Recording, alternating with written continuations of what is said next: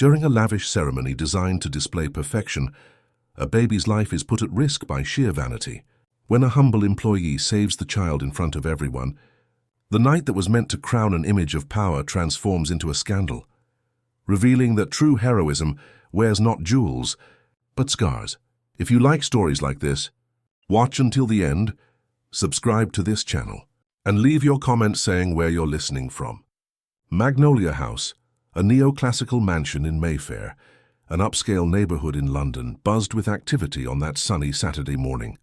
An army of staff moved with military precision, transforming the impeccable gardens and sumptuous halls into a film-worthy setting. And for good reason. The wedding of Caroline Montgomery and Philip Alcott, heir to one of the country's largest real estate conglomerates, promised to be the social event of the year. Caroline oversaw every detail with eagle eyes. Tall, elegant, with impeccably straightened dark brown hair and honey-colored eyes that rarely smiled, she walked through the halls like a queen inspecting her kingdom. In her arms she held little Henry, just 5 months old, the fruit of her relationship with Philip, and the reason why the event would be not just a wedding, but also a christening, a perfectly orchestrated strategy to maximize media exposure. The flowers need to be whiter, more imposing, Caroline ordered the decorator who nervously followed her. I want them to look like flowers from a heavenly garden, not a common market. The decorator nodded quickly, frantically making notes on her tablet. It wasn't the first time she had redone the arrangement. It was the fourth. But she knew that contradicting Caroline Montgomery meant losing the most lucrative contract of her career. And the lights, Caroline continued, adjusting little Henry on her lap. They need to be positioned exactly as I specified. The lighting angle must favor not only my face, but also highlight the emerald medallion I'll be wearing. It's a historical piece from the Alcott family. In a more secluded corner of the main hall, Serena Owens discreetly observed the movement while organizing the freshly laundered tablecloths. At 42, with brown skin and hands calloused from decades of work, Serena had been hired just 3 months prior as part of Magnolia House's permanent staff. Originally from Harrogate in the Yorkshire countryside, she maintained a serene expression that masked a story of pain and overcoming that no one there knew. "Serena, come here." Mrs. Constance, the house's housekeeper, cut through her thoughts. "I need you to check if the guest rooms in the East Wing are all prepared to standard. The Montgomery family will arrive in 2 hours." Serena nodded respectfully and headed to the East Wing. As she walked through the corridors decorated with paintings by renowned artists and furniture that cost more than she would earn in her entire life, her thoughts drifted to little Henry. The baby always stirred in her a mix of tenderness and melancholy that she tried hard not to show.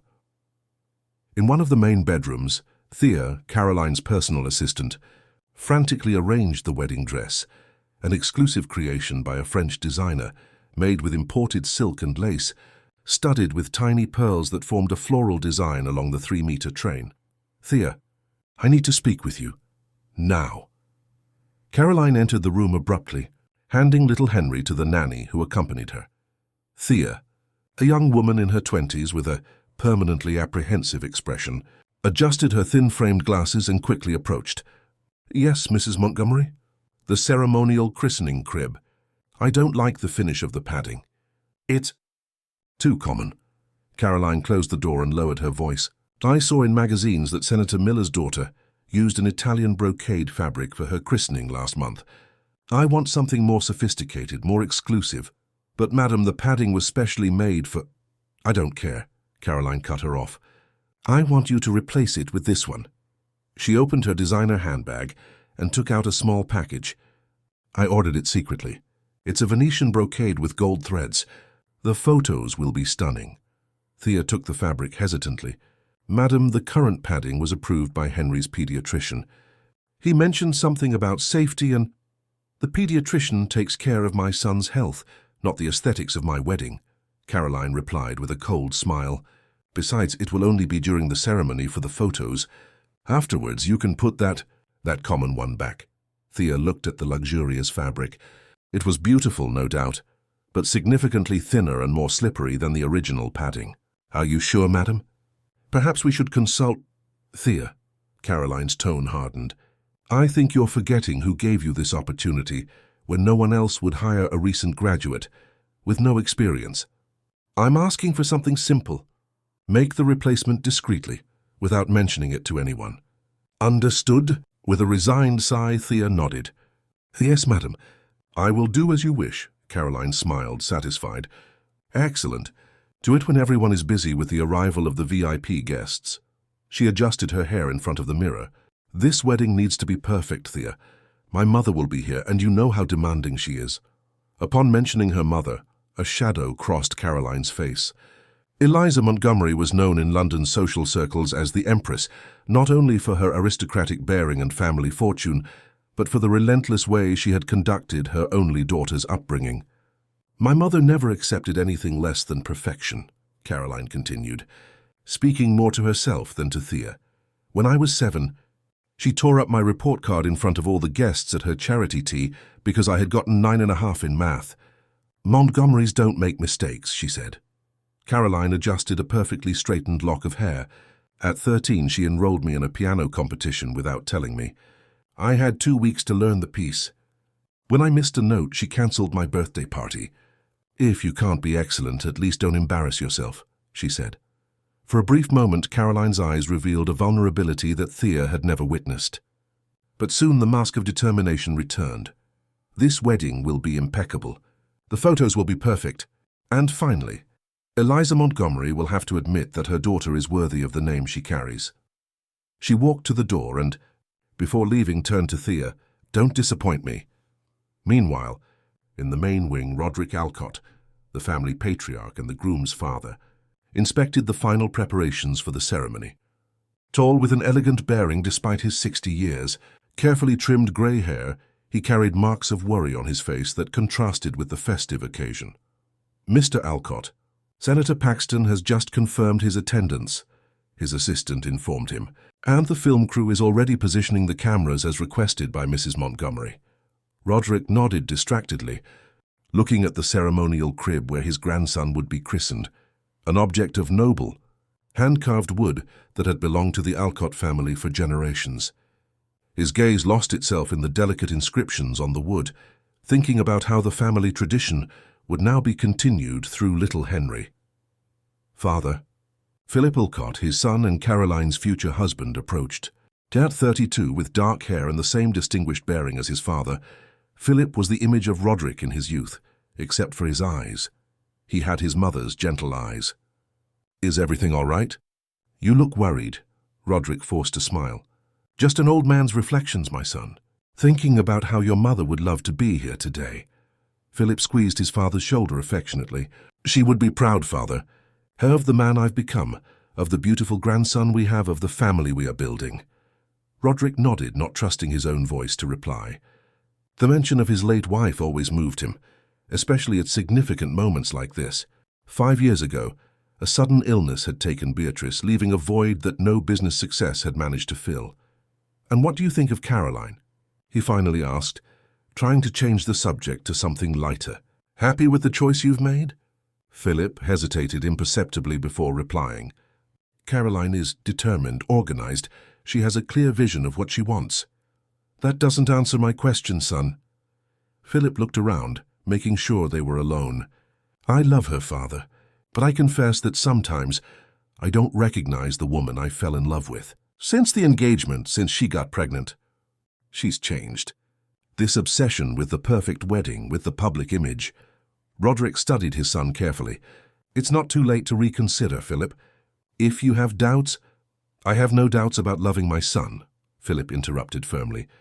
And Henry deserves a complete family. Caroline is just nervous about the wedding. After everything passes, I'm sure we'll go back to normal. Roderick didn't seem convinced, but respected his son's decision. You've always seen the best in people, Philip. It's a gift you inherited from your mother. The rest of the morning passed in a whirlwind of activities. The security team positioned themselves strategically throughout the gardens. The first celebrity magazine photographers arrived, eager to capture every detail of the event. Musicians tuned their instruments in the property's private chapel. And in a moment of general distraction, when everyone headed to the main entrance to greet the first VIP guests, Thea sneaked to the ceremonial crib, and quickly replaced the original padding with the Venetian fabric Caroline had brought. Her hands trembled visibly as she made the switch. From a distance, Serena observed the assistant's furtive movements. Something in Thea's tense posture and the speed with which she made the exchange caught her attention. Serena hesitated, considering whether she should check what had been done, but Mrs. Constance's urgent call to help with the arrival of the first guests prevented her. As she headed to the main entrance, Serena couldn't shake the feeling that something wasn't right, an intuition that in a few hours would prove to be painfully accurate. Outside, a line of luxury cars began to form at the main gate of Magnolia House. The grand spectacle was about to begin. St. Beatrice Chapel, annexed to Magnolia House, shone under the light filtering through the stained glass windows. Arrangements of white lilies and rare orchids framed the altar, while burgundy velvet carpets covered the central aisle, where Caroline Montgomery would walk in a few minutes. The guests, representatives of the country's business, political and artistic elite, conversed in whispers, creating an elegant buzz that filled the atmosphere. In the preparation room adjacent to the chapel, Caroline made the final adjustments to her dress, assisted by 3 assistants who moved around her like satellites around a planet. Her face, perfectly made up, showed not the typical nervousness of a bride, but rather the concentration of an actress about to enter the scene for the most important performance of her career. "Is the press positioned?" she asked Thea, who was frantically checking messages on her phone. "Yes, madam. All confirmed magazines and portals are present. Exclusivity has been maintained for Prestige magazine as negotiated." Caroline nodded, satisfied. The exclusivity had cost a small fortune, but it would ensure that the photos were published exactly as she wished, without unfavorable angles or careless moments. "And Henry?" "With the nanny and the christening team. Everything ready as planned." At that moment, the door opened, and Eliza Montgomery entered, imposing in her haute couture navy blue dress. At 65, she maintained the erect posture and penetrating gaze that intimidated everyone around her. Her hair, perfectly dyed a dark brown, was pulled back in an elaborate bun that highlighted the diamond set adorning her neck and ears. "Caroline," she said in an analytical tone, circling her daughter like an art critic evaluating a sculpture, "the dress is adequate, although I did say the French model would be more distinctive." Caroline felt her stomach clench, as it always did in her mother's presence, but maintained her perfectly rehearsed smile. "This is Italian, mother. Exclusive. The designer came personally for the final adjustments." Eliza raised an eyebrow. "Well, it looks common, like the one the ambassador's daughter wore last year." She adjusted a small detail on the dress sleeve. "Anyway, it's too late for significant corrections now. Let's hope the photos are favorable." The words, though seemingly harmless, hit Caroline like small arrows. Her whole life had been like this. Extraordinary efforts met with lukewarm approval at best. Never enough, never perfect, never up to the Montgomery standard. "The guests are impressed with the organization," Eliza continued, discreetly applying more lipstick in front of the mirror. "Especially the Minister of Culture. She mentioned something about a possible invitation for you to join the board of the National Arts Foundation." Caroline's heart quickened. It was exactly the kind of position she sought.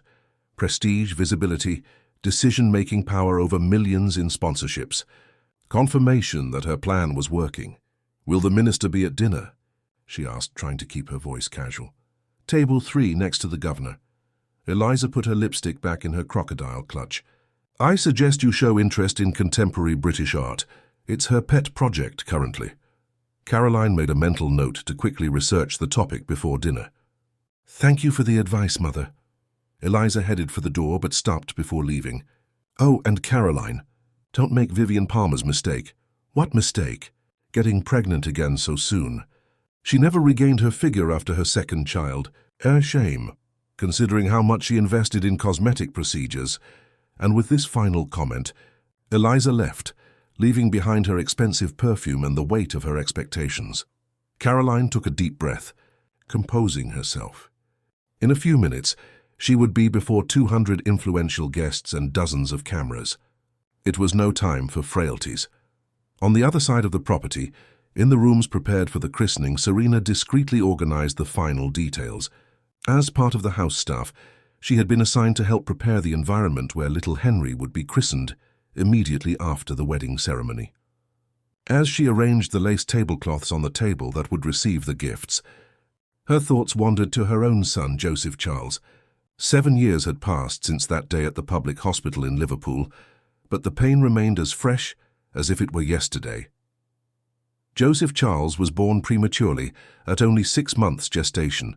Small and fragile, he needed to stay in an incubator for weeks. Serena, then 35, divided her time between working as a cleaner and daily visits to her son in the hospital. She slept on waiting benches, saved every penny to buy what the baby would need upon returning home, learned every medical term mentioned by the doctors. On the night everything changed, an inexperienced nurse made a mistake with the monitoring equipment. By the time they realized, Joseph Charles was already in respiratory distress. The fatal error led to the loss of the baby, so long awaited and so quickly snatched away. The tragedy had transformed Serena profoundly. After the period of mourning, she channeled her pain into learning. She enrolled in free first aid courses. She volunteered at a community daycare where she learned childcare techniques. She studied basic nursing through a social program. She couldn't bring Joseph Charles back, but she could honor his memory by becoming someone capable of making a difference in the lives of other children. A stir in the corridor brought Serena back to the present. Little Henry had arrived in the arms of the hired nanny, a young blonde woman in an impeccably white uniform. "He's restless today," the nanny commented, adjusting the baby in her arms. Normally he sleeps at this hour, but all the commotion must have made him alert. Serena approached with a gentle smile. "Can I help with anything?" The nanny looked her up and down, assessing the simple uniform that identified Serena as part of the house's support staff. "It won't be necessary. Just make sure everything is in order for when the godparents arrive." Serena nodded, accustomed to distant treatment. She returned to her tasks but couldn't help observing the baby. Henry had curious eyes that followed the movements around him. Something about him reminded her of Joseph Charles, perhaps the shape of his face or the way his little hands flailed in the air. Suddenly, the nanny's phone rang. She checked the message and sighed. "I need to check something with the organizer," she said, looking annoyed. She looked around and, in the absence of another option, held out the baby to Serena. "Hold him for a moment. I'll be right back."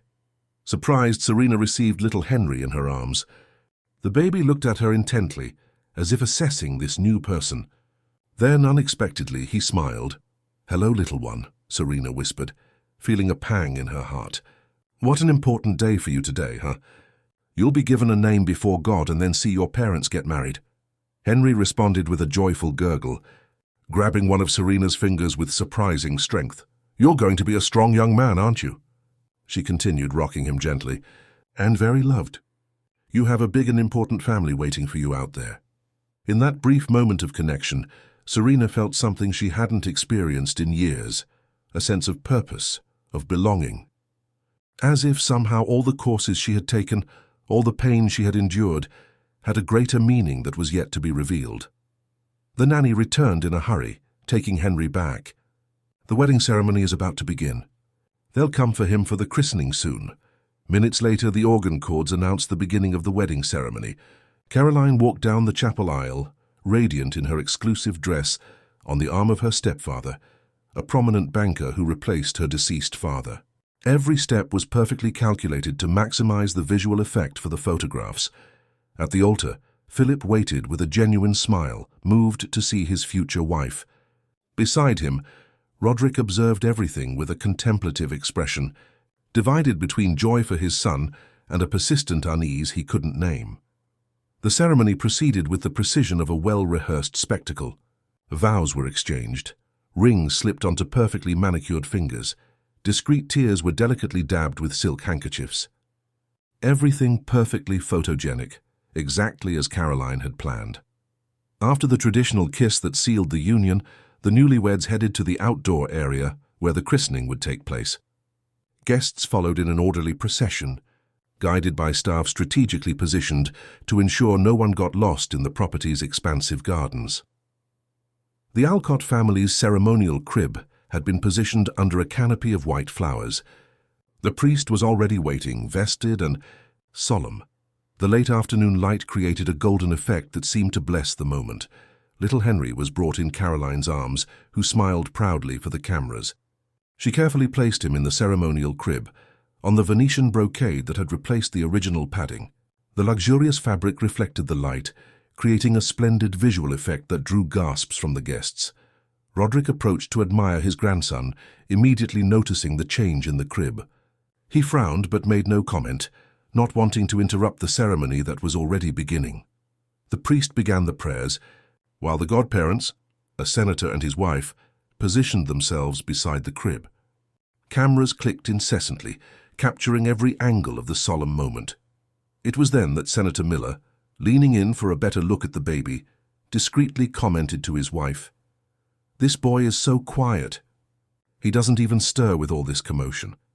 The observation, almost casual, went unnoticed by most, but not by Serena, who was a few feet away, assisting with the distribution of christening favors. Something in her maternal instinct, that same instinct that had made her obsessively study childcare after the loss of her son, triggered an internal alarm. She observed the baby more closely.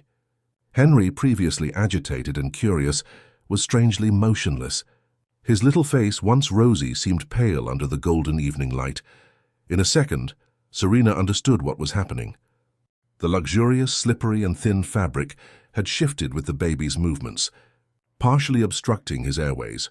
Henry wasn't quiet, he was silently suffocating.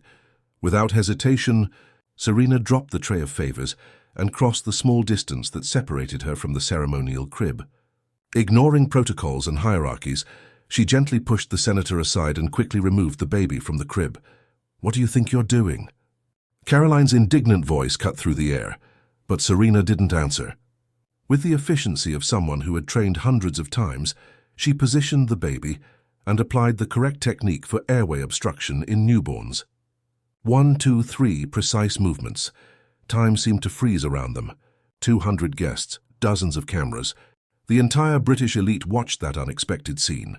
A simple domestic employee interrupting a solemn ceremony to handle the Alcott family heir. Then, like a miracle breaking the silence, little Henry made a sound, first a gasp, then a strong, healthy cry. His eyes opened, his color quickly returned. Roderick was the first to react, quickly approaching. "What happened?" "He was suffocating, sir," Serena explained, still cradling the baby naturally. "The crib fabric. It's too thin and slippery." It shifted and partially covered his face. Roderick took his grandson in his arms, verifying for himself that the child was now breathing normally, crying with healthy vigor. His gaze met Serena's, conveying a silent gratitude more eloquent than any words. A murmur spread among the guests. Some spontaneously applauded Serena's quick action. Others commented in shocked whispers. The cameras, previously focused on the choreographed perfection of the event, now documented a moment of pure authenticity, the saving of a life. Caroline remained motionless, her face frozen in an indecipherable expression. Outwardly, she maintained a tense smile. Inwardly, she seethed with fury.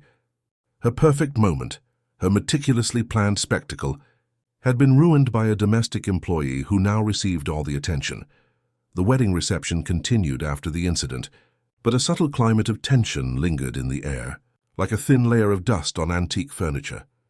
Musicians played elegant waltzes, waiters circulated with imported champagne flutes, and social smiles were exchanged among the guests.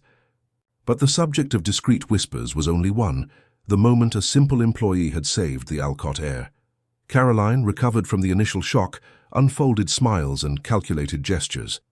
To an outside observer, she appeared the picture of gratitude and relief. She approached Serena during the cocktail hour, embraced her in front of the cameras and declared with a choked voice, "I have no words to thank you for what you did for my son. God placed you in our lives for a purpose." Flashes fired incessantly, capturing the seemingly touching moment. The audience of guests applauded, moved by the public display of recognition. Caroline even dabbed away a strategic tear while holding Serena's hand for the photos. But as soon as the cameras turned in another direction and the guests were distracted by the arrival of the monumental cake, Caroline whispered in Serena's ear, maintaining the same radiant smile, "You crossed a line today. Know that this will have consequences." Before Serena could respond, Caroline was already moving away, effusively greeting the Minister of Culture, as if nothing had happened. Serena remained still for a few moments, trying to process the veiled threat she had just received. She didn't regret what she had done. She would never hesitate to save a child, but she now understood that she had entered a dangerous game of power and appearances that she didn't know well. Across the room, Roderick Alcott observed everything with keen eyes. An experienced businessman, accustomed to reading between the lines of contracts and facial expressions, he did not fail to notice the discrepancy between Caroline's public embrace and her whispered words. Something didn't fit, and the feeling of unease that had accompanied him since the beginning of the wedding preparations only grew. "Father, is everything all right?" Philip approached, carrying 2 glasses of whiskey. Roderick accepted the drink, taking a thoughtful sip before replying, "I'm worried about what happened, son." "About Henry?" Philip nodded, his expression revealing that he shared the concern. "I spoke with the pediatrician on the phone. He's coming to examine Henry, just to make sure everything is okay. But thank goodness that employee—" "What's her name again?" "Serena. Yes, Serena. Thank goodness she was attentive and knew how to act. I don't even want to think about what could have happened." Roderick watched his daughter-in-law, who was now animatedly chatting with a group of socialites. "Philip, did you know the crib padding had been changed?" Philip frowned, confused. "What do you mean, changed?" "The Alcott ceremonial crib has always had specific padding, made of Egyptian cotton, designed to provide adequate support and safety for the family's babies. It has been used in christenings for generations." Roderick took another sip of whiskey. Today it was different. A thin, shiny fabric. Unsuitable for a baby. Philip seemed genuinely surprised. "No, I didn't know anything about that." "Are you sure, Father?" "Absolutely. I would recognize that crib with my eyes closed. It's where you were christened, as was I and my father before me." Roderick placed a hand on his son's shoulder. "I will find out what happened. In the meantime, keep an eye on Henry." The night wore on. Dinner was served at tables decorated with extravagant floral arrangements. Emotional speeches were delivered. Caroline and Philip danced under strategically positioned lights, creating the perfect setting for the photographs that would soon grace celebrity magazines and portals.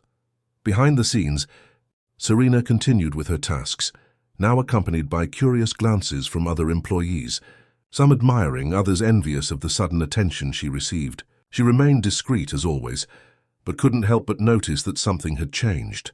People looked at her differently. Some even stopped her to congratulate her on her quick action. "What you did was impressive, Serena," commented Angela, one of the house's oldest cooks. "Where did you learn that technique?" Serena hesitated before answering. She rarely spoke about her past, about Joseph Charles, about the hundreds of hours dedicated to learning first aid techniques after the tragedy. "I took some courses," she replied simply. "I think it's important to know how to react in emergencies." Angela nodded, respecting her colleague's reserve. "Well, you did a great good today. That boy is Mr. Roderick's darling, you know. After Mrs. Beatrice passed, Mr. Roderick was so lonely. This grandson is like a ray of sunshine for him." The conversation was interrupted by Mrs. Constance, who approached with a grave expression. "Serena, Mrs. Montgomery has asked that you no longer serve in the main hall.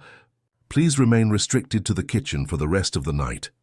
Serena felt the impact of the words, but maintained a dignified posture. "Yes, madam, as you wish." Angela shot an indignant look at the housekeeper, but dared not object. When Constance moved away, she whispered to Serena, "That's unfair. You saved her baby." "It's all right," Serena replied, though her heart knew it wasn't. It's her job to establish where everyone should be. Meanwhile, in the exclusive ladies' restroom reserved for the bride and bridesmaids, Caroline met discreetly with Thea and 2 of her closest friends, Patricia, a digital influencer with millions of followers, and Deborah, the daughter of a prominent communications executive. "We need to resolve this situation," Caroline said, quickly checking if no one else was around. "That employee ruined the most important moment of the christening. All the photos, all the videos are now about her, not about us." "But Carol, she saved Henry," Deborah timidly reasoned. "Isn't that what matters?" Caroline gave her a frosty look. "Of course my son's safety is a priority. What I'm questioning is whether there was really danger, or if it was just an Employee wanting attention. What do you mean? Patricia asked, intrigued. Think about it, Caroline continued, applying more lipstick in front of the mirror. She's new to the team, unknown. Suddenly, she takes a dramatic action in front of 200 of the country's most influential guests, including politicians, businessmen, celebrities. She glared at her friends through the reflection. Convenient, isn't it? Thea, who had remained silent until then, seemed extremely uncomfortable. Mrs. Montgomery, with all due respect, we both know the fabric was changed and that the fabric has nothing to do with it, Caroline cut her off sharply. It was just an unfortunate coincidence. The important thing now is to ensure that this woman doesn't turn the incident into something bigger than it really was. Patricia, always eager to please Caroline and her social influence, was the first to offer help. I can post something on my social media. Perhaps a discreet mention about how some people exaggerate situations to gain visibility. Excellent idea, Caroline approved. Don't mention names, obviously. Just insinuate. People will connect the dots. And what about Mr. Alcott? Thea asked. He seemed quite grateful to Serena. Caroline adjusted a perfectly straightened lock of hair. My father-in-law is an emotional man when it comes to his grandson, but he's also a rational businessman. When things calm down, he'll understand the situation from a more logical perspective. The plan was set. In the following days, a subtle but effective campaign would begin to undermine Serena's credibility among the house staff and in social circles close to the Alcott family. The party continued into the early hours. The newlyweds bid farewell to their guests with radiant smiles, promising to return from their honeymoon in the Maldives in 2 weeks. Little Henry would remain in the care of Roderick and the staff of Magnolia House. The next morning, as the last vestiges of the celebration were removed from the gardens, Serena arrived for her usual shift. She immediately noticed the different looks from some colleagues, more distant, more suspicious. She attributed the change to envy over the recognition received the previous night, without imagining that a smear campaign had already begun. In the mansion's main office, Roderick Alcott analyzed security camera footage. Always attentive to details, he had asked the security team to retrieve all recordings from the previous day, especially those showing the christening area and the moments preceding the incident with Henry. Most cameras only captured external angles or common areas of the property. Still, something in the images bothered him. In one of the recordings, Thea, Caroline's personal assistant, was seen furtively heading to the christening area hours before the ceremony, carrying something small in her hands. The camera didn't clearly show what happened next, but the young woman's body language, repeatedly looking around, as if fearing being observed, aroused the experienced businessman's suspicion. Later, another camera captured the same assistant tensely conversing with Caroline in an isolated corridor shortly after the incident with Henry. The images had no audio, but the body language of both was revealing. Caroline gestured incisively, while Thea kept her head down, nodding repeatedly. "Mr. Alcott?" Mrs. Constance's voice interrupted his analysis. "Excuse me for disturbing you, but there's something I need to report." "Come in, Constance. What is it?" The housekeeper closed the door behind her, an unusual gesture that signaled the delicate nature of the matter. "It's about the employee Serena, sir. The one who interfered with the christening yesterday." Roderick raised an eyebrow. "Interfered? You mean the woman who saved my grandson?" Constance nervously adjusted the brooch that fastened her uniform. "Yes, sir, her. It turns out that, some comments have arisen among the staff. It seems she may not have the qualifications she claimed to have when she was hired." "What qualifications, exactly?" "She was hired as a cleaning and general support staff, if I'm not mistaken." "Yes, but—" Constance hesitated. "Some employees commented that she has been boasting about having advanced medical knowledge, and there are suspicions that the technique she used yesterday could have been dangerous for the baby." Roderick leaned back in his chair, carefully studying the housekeeper's face. "And where do these suspicions come from?" "Well, Mrs. Montgomery mentioned something about it. And then some people saw an online video questioning that type of maneuver in such small babies." "A video? What video?"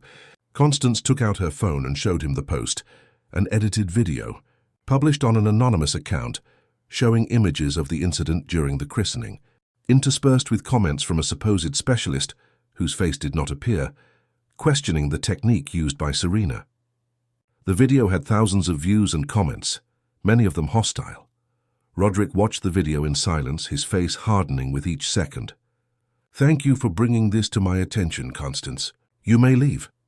As soon as he was alone, Roderick picked up the phone and called his contact at the digital security company that provided services to the Alcott Group. "Richard?" "Roderick Alcott speaking. I need an urgent favor. I want to trace the origin of a video published on social media in the last 24 hours. He described the content and sent the link via message. "And one more thing. I want a complete investigation into a house employee. Name Serena Owens.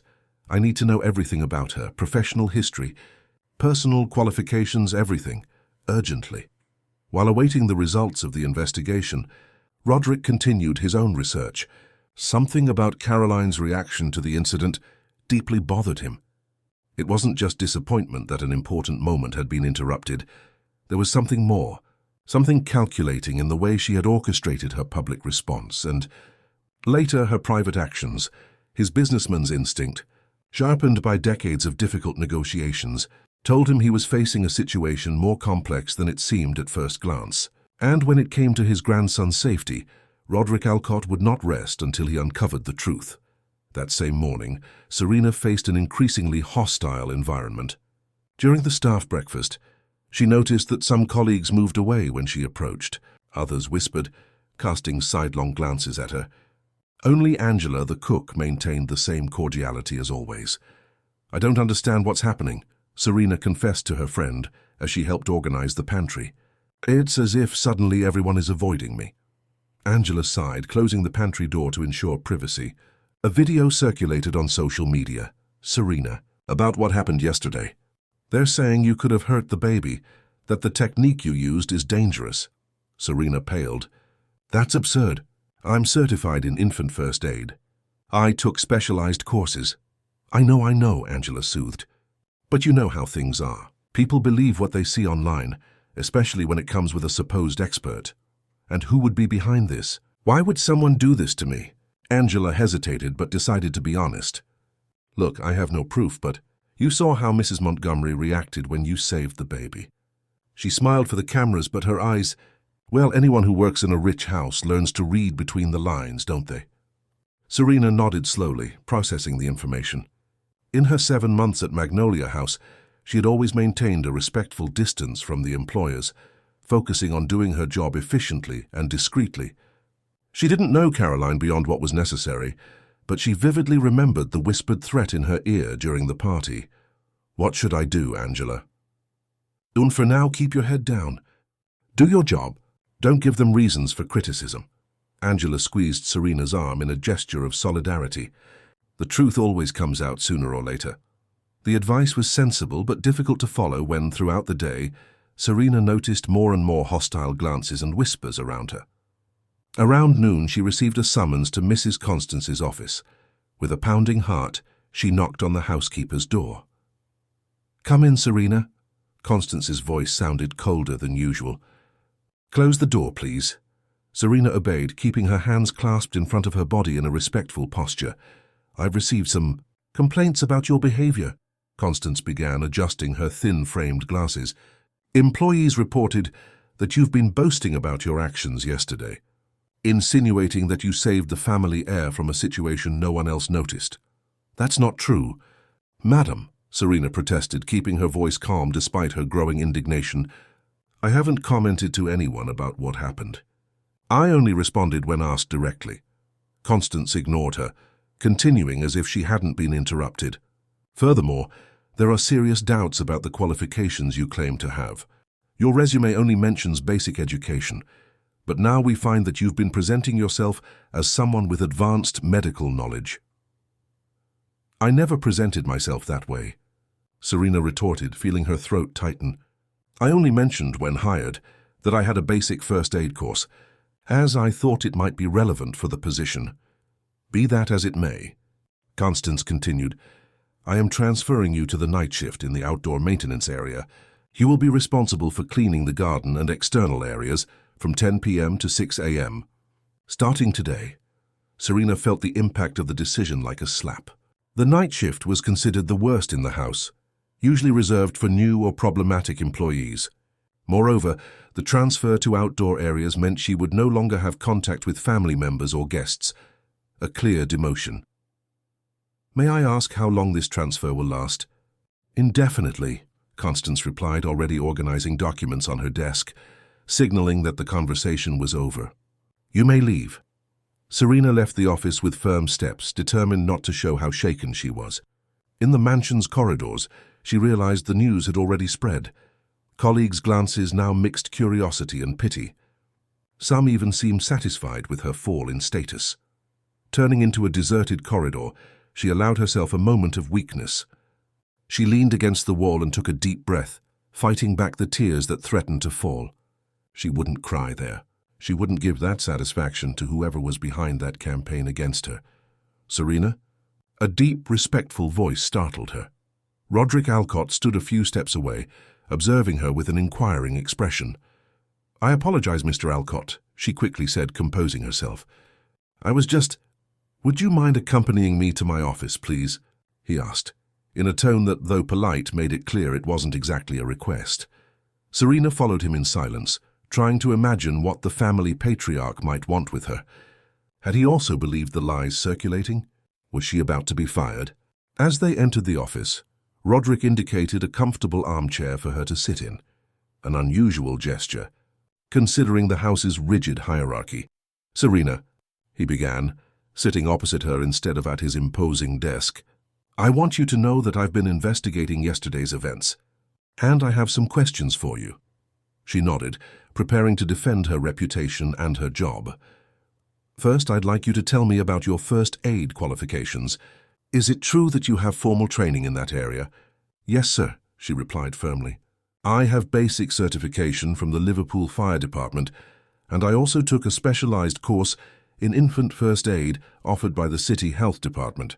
I have the certificates in my quarters. I can retrieve them if you wish." Roderick made a gesture dismissing the offer. "It won't be necessary. I've already verified that information." The comment caught Serena by surprise. He had investigated her background. "Second," Roderick continued, "I noticed that you observed something wrong with Henry even before others noticed. How did you know he was in danger?" Serena hesitated, organizing her thoughts. It was the senator's comment about the baby being too quiet. That triggered an alarm for me. A healthy baby doesn't remain completely motionless for so long, especially in a noisy environment. When I looked more closely, I noticed his coloring was changing and his chest barely moved. These were signs that something was partially obstructing his airways. Roderick studied her for a few moments in silence. "You seem to have specific knowledge about this." "Yes, sir." Serena took a deep breath. It was time to share her story, even if it stirred painful memories. 7 years ago, I had a son, Joseph Charles. He was born prematurely and he didn't survive due to a medical error related to respiratory monitoring. After that experience, I dedicated myself to learning everything I could about childcare, first aid, and accident prevention. I volunteered at community nurseries and took every free course I could find. I never wanted another mother to go through what I went through. The confession hung in the air, laden with suppressed emotion. Roderick seemed genuinely touched by the revelation. "I'm so sorry for your loss," he said sincerely, "and I thank you for having used that knowledge, acquired in the most painful way possible, to save my grandson." Serena nodded, not trusting her own voice to reply. "Now," Roderick continued, his tone subtly shifting to something more direct, "I need to ask about the crib. Did you notice anything different about it yesterday?" "Before the incident, I noticed that Mrs. Montgomery's personal assistant, Thea, was tampering with the crib a few hours before the ceremony," Serena replied, choosing her words carefully. She seemed nervous, constantly looking around as if fearing she was being watched. "I thought it was strange, but it wasn't my place to question it." "And did you see exactly what she did?" "Not clearly, sir, but it seemed to me that she was replacing the internal lining of the crib with another fabric. A shiny, thin fabric." Roderick nodded slowly, as if confirming something he already suspected. "One more question, Serena. You donated breast milk to St. Luke's Hospital approximately 6 months ago, correct?" The question, seemingly disconnected from the rest of the conversation, caught Serena completely off guard. Yes, how did you know that, sir? In response, Roderick opened a drawer and took out a brown envelope. He slid it across the desk towards Serena.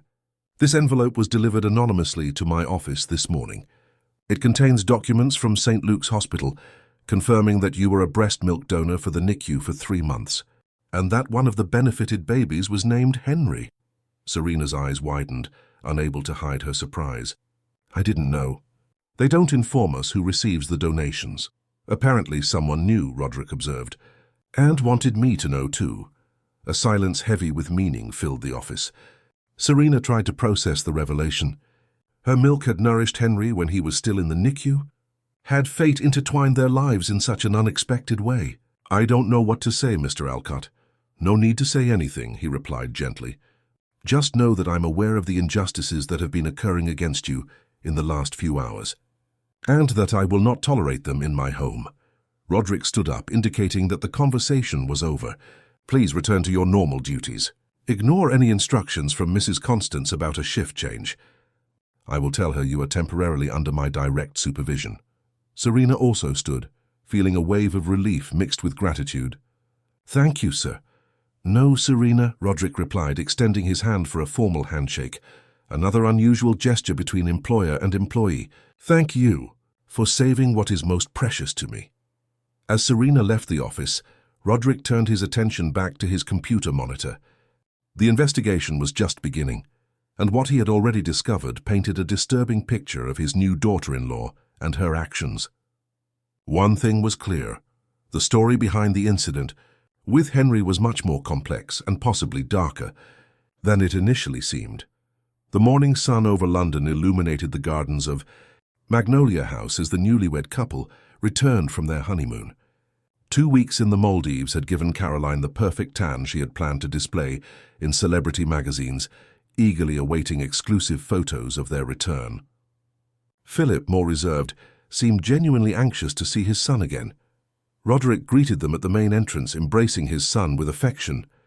His greeting to Caroline, though polite, was noticeably more restrained, a detail that did not go unnoticed by his perceptive daughter-in-law. How's Henry? Philip asked immediately, barely containing his eagerness. Perfectly well, Roderick replied with a smile. He's in the music room with the nanny. Go see him, he missed you.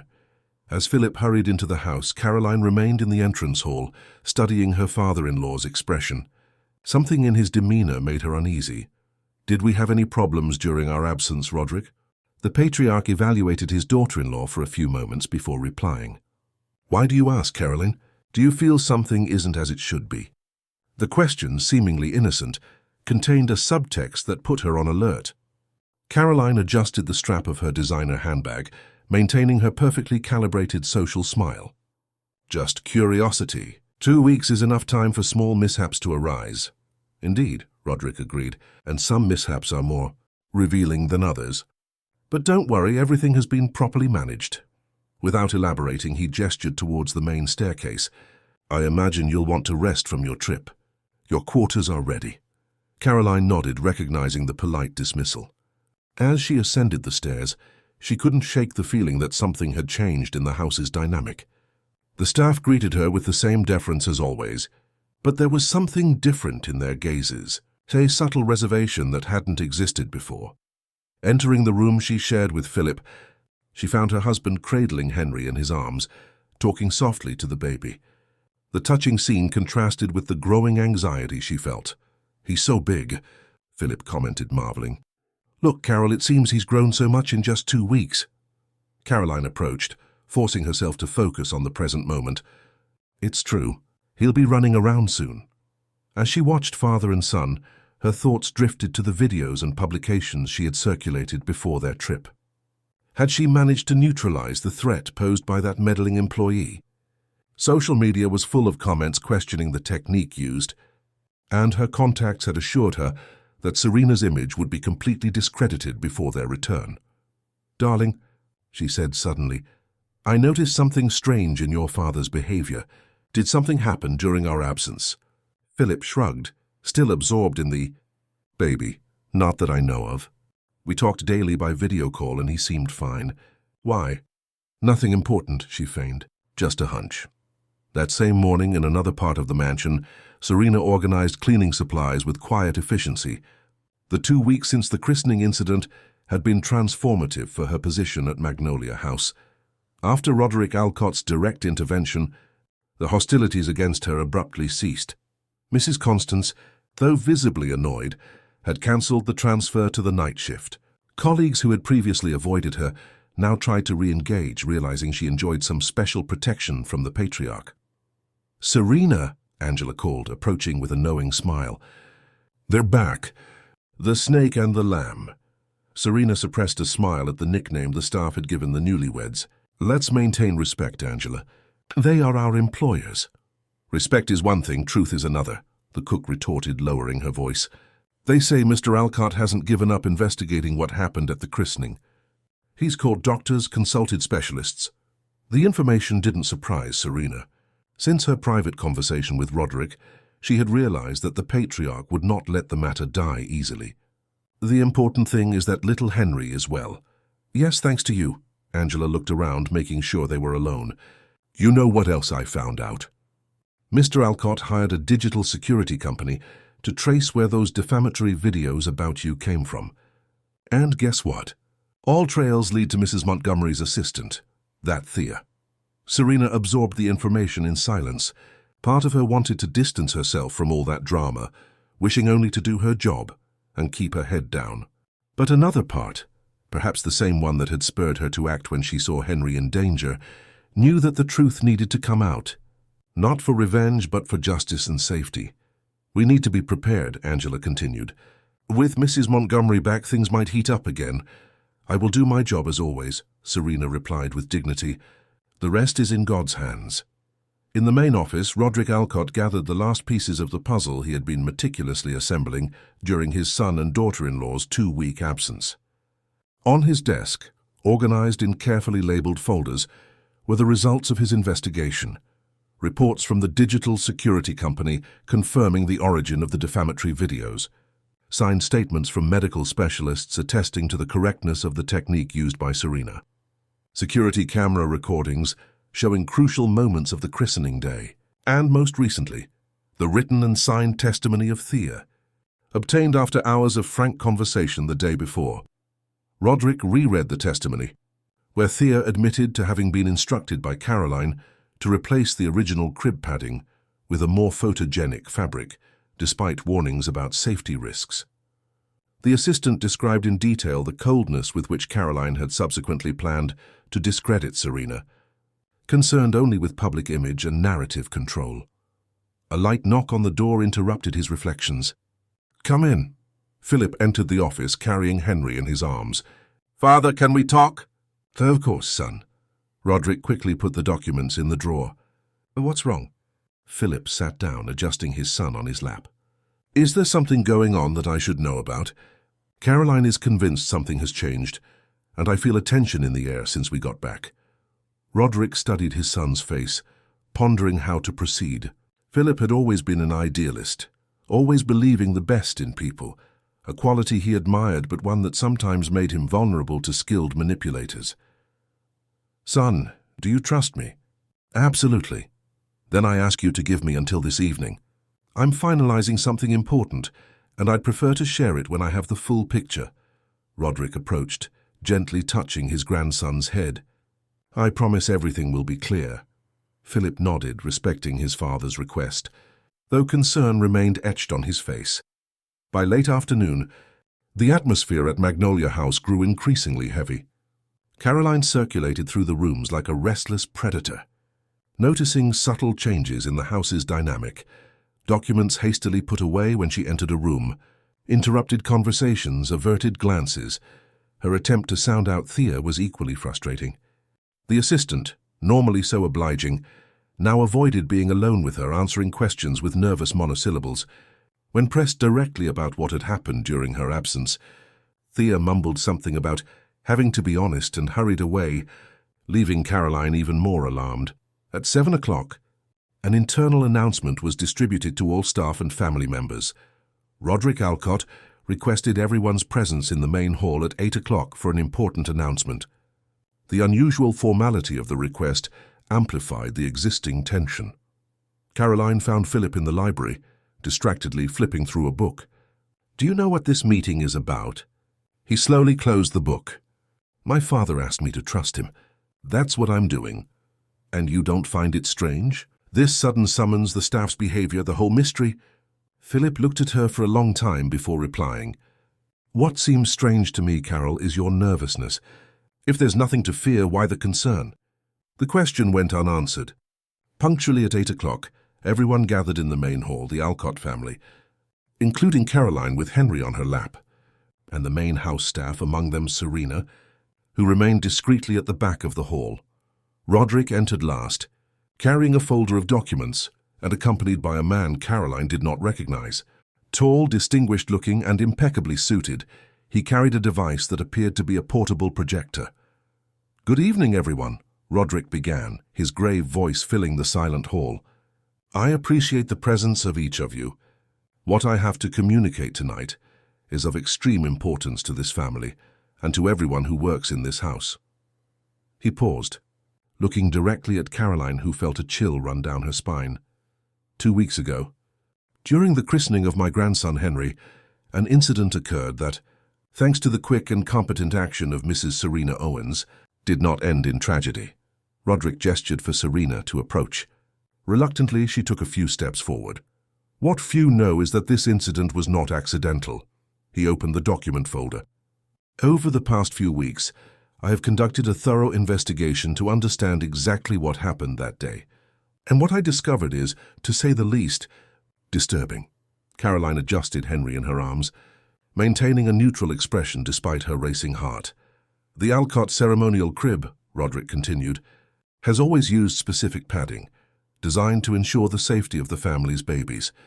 This padding was replaced hours before the ceremony with an unsuitable fabric, thin, slippery, potentially dangerous for a newborn." A murmur ran through the hall.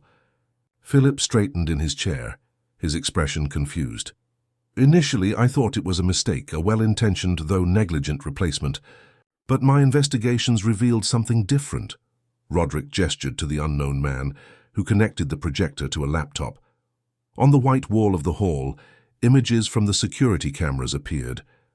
The first showed Thea furtively heading to the christening area, carrying something small in her hands. The second captured a conversation between her and Caroline in an isolated corridor, hours before the ceremony. "There is no audio in these recordings," Roderick explained, "but fortunately, we have the testimony of Miss Thea Mendonca, who clarified the context of these images." Caroline shot a furious glance at her assistant, who kept her eyes fixed on the floor, her hands trembling. "According to this testimony," Roderick held up a document, "Mrs. Caroline Montgomery Alcott personally ordered the replacement of the original padding with a fabric she considered more aesthetic for the photographs. She did this despite having been warned about the potential risks to the baby's safety." Philip turned abruptly to Caroline, disbelief etched on his face. "Is this true?" Before she could answer, Roderick continued, even more serious after the incident. "When Serena saved Henry from suffocation directly caused by this inadequate fabric, Caroline not only failed to acknowledge her responsibility, but orchestrated a deliberate campaign to discredit the employee who saved her son." New images appeared on the projector. Screenshots of the defamatory videos, digital traces linking the publications to devices used by Thea, emails exchanged between Caroline and her friends planning the smear campaign. The tension in the hall was palpable. Philip abruptly stood up, taking Henry from Caroline's arms with an expression that mixed shock and revulsion. "How could you?" he whispered, moving away from her. "Our son almost, because of a prettier fabric for photos."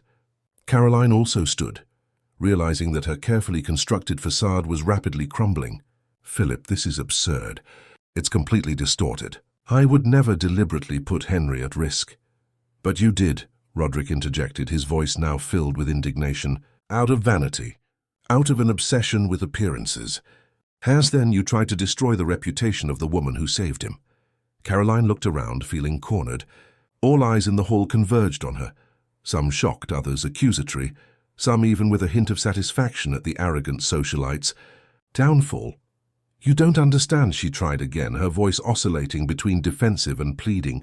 "Everything I did was to build the perfect image for our family. so that Henry would grow up surrounded by admiration, respect, the right doors opening for him. What doors would open for him if he weren't here anymore? Philip retorted, his voice trembling with suppressed emotion. What image would matter if we had lost our son? Caroline tried to approach, but Philip recoiled. You're exaggerating. It was just a different fabric. The change was aesthetic, not to cause harm. A fabric that could have cost him his life, Roderick interrupted.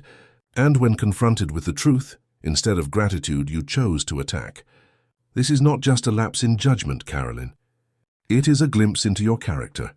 The patriarch then turned to Serena, who observed the scene with a serene expression, though visibly uncomfortable being at the center of such a confrontation. Mrs. Serena Owens, on behalf of the Alcott family, I formally apologize for the damage to your reputation and the unfair treatment you received. Serena nodded respectfully. I hold no grudges, Mr. Alcott. My only concern has always been little Henry's well-being. And for that reason, Roderick continued, I would like to formalize a proposal we have already discussed. Magnolia House, through the Alcott Foundation, will create a training program in first aid and child safety for domestic staff and caregivers. And we would like you to assume the role of lead instructor. A murmur of approval ran through the hall. Serena, visibly moved, needed a few seconds to find her voice. It would be an honor, Mr. Alcott, a way to honor the memory of my Joseph Charles and to ensure that other children are safer. Caroline watched the scene with growing despair. All her meticulous planning, years building the perfect image, the strategic marriage into the Alcott family, everything crumbled before her eyes.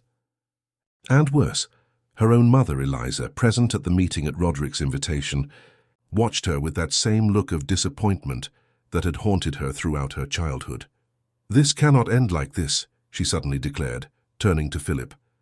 You can't let your father destroy our marriage because of a misunderstanding, a deliberate exaggeration. Philip cradled Henry gently, his eyes now cold as he faced his wife. It's not him who is destroying our marriage, Caroline. It's you. With your lies, your manipulation, your sick obsession with appearances at the expense of our son's safety. It's how I was raised, she exploded, tears of frustration welling in her eyes. It was never enough to be good. I had to be perfect, impeccable. My mother never accepted less than that. All eyes turned to Eliza Montgomery, who maintained her usual rigid posture, though her face revealed, for the first time, a shadow of guilt. That's no excuse for putting a child at risk, Philip replied, his voice softer now, almost compassionate, nor for destroying someone who merely did what was right. Roderick cleared his throat, regaining control of the situation. In view of everything that has been revealed, I have made some decisions that I would like to share with everyone. He opened another document. First, Caroline Montgomery Alcott is no longer welcome at Magnolia House. Her belongings will be sent to the address she indicates. Caroline gasped, but Roderick continued relentlessly. Second, the Alcott Foundation will rescind all contracts and sponsorships related to the social projects coordinated by Caroline. Third, I have instructed our lawyers to initiate annulment proceedings for the marriage based on fraud and bad faith. You can't do that, Caroline protested. You have no legal right to. I have every right as the head of this family and the main shareholder of the Alcott Group, Roderick interrupted firmly. And more importantly, I have a moral duty to protect my grandson from harmful influences. Philip stepped forward, still holding Henry. His face revealed the pain of disappointment, but also a newfound determination. Caroline, please don't make this more difficult than it already is. Leave with dignity. Our lawyers will contact you to discuss the terms of the divorce and visits to Henry. It was the final blow. The mention of visits and not shared custody, not full participation in raising her son, confirmed that she had lost everything she had so meticulously acquired. Caroline looked around one last time, seeking an ally and escape, but found only looks of judgment or pity. Even Eliza, her own mother, kept her distance, clearly calculating how to minimize the damage her daughter's downfall would cause to her own social standing. This is not over, Caroline declared, regaining her haughty posture. You will regret humiliating me like this. With these words, she withdrew from the hall, the sound of her heels on the marble floor echoing like the countdown of an era coming to an end. 6 months later, Magnolia House breathed a renewed atmosphere. The training program conceived by Roderick and coordinated by Serena had already graduated 3 cohorts of domestic caregivers, becoming a national reference in child safety for residential environments. Little Henry, now almost a year old, happily crawled through the gardens, always under the watchful eye of Philip and the house staff, especially Serena, who had developed a special bond with the boy. On a sunny Saturday afternoon, while supervising a practical infant first aid class in the gardens, Serena was surprised by Roderick Alcott's approach. "Mrs. Owens," he greeted her with a warm smile, "the program is growing faster than we expected." She nodded, observing with satisfaction the students practicing rescue techniques on infant mannequins. "The demand is enormous. We've received applications from all over the country. And for that reason," Roderick continued, "I've decided to expand. I've bought the adjacent land, and we're going to build a proper training center, with classrooms, laboratories, all to the highest standard." Serena's eyes widened, surprised by the magnitude of the plan. "Mr. Alcott, that's extraordinary. And I want you to be the director," he completed, "with a salary and benefits commensurate with the position, of course. You would transform your knowledge and dedication into a career of real social impact." Tears welled in Serena's eyes. 7 years ago, when she lost her son, she never imagined that her pain would be transformed into purpose in this way. "I don't know if I have the formal qualifications to—" "You have everything that matters," Roderick gently interrupted. "Technical knowledge, practical experience, and above all, heart. The rest we can provide, courses, certifications, whatever is necessary." At that moment, Philip approached, carrying Henry in his arms. The boy, seeing Serena, reached out his little arms to her, smiling broadly. "Looks like someone wants their rescuer's lap," Philip joked, handing his son to Serena, who received him with natural affection. "He's growing so fast," she commented, adjusting a lock of hair that fell over the boy's forehead. "And thanks to you, he has that opportunity," Roderick replied, observing the interaction with moist eyes. "Some people spend their entire lives building facades, investing in appearances, accumulating influence. But they forget what truly matters." He looked at the garden where dozens of people were learning to save lives. "You, inadvertently, taught us a powerful lesson about priorities, Mrs. Owens, and for that, our family will always be grateful to you." Henry gurgled happily in Serena's lap, completely at ease, as if instinctively recognizing the special connection that united them. A connection forged not only by the breast milk that nourished him in his first days of life, or by the heroic gesture that saved him months later, but by something deeper, the authenticity of someone who, having known the deepest pain, chose to transform it into saving love. In the distance, through the property gates, a figure observed the scene with a bitter expression. Carolyn, wearing dark sunglasses so as not to be recognized, watched what could have been her future. The month since her expulsion from Magnolia House had been devastating. Doors that once opened easily now closed. Invitations to exclusive events ceased.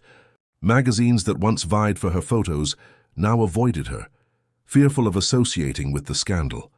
Even Eliza, her own mother, maintained a calculated distance, wary that her daughter's downfall would contaminate her own social position.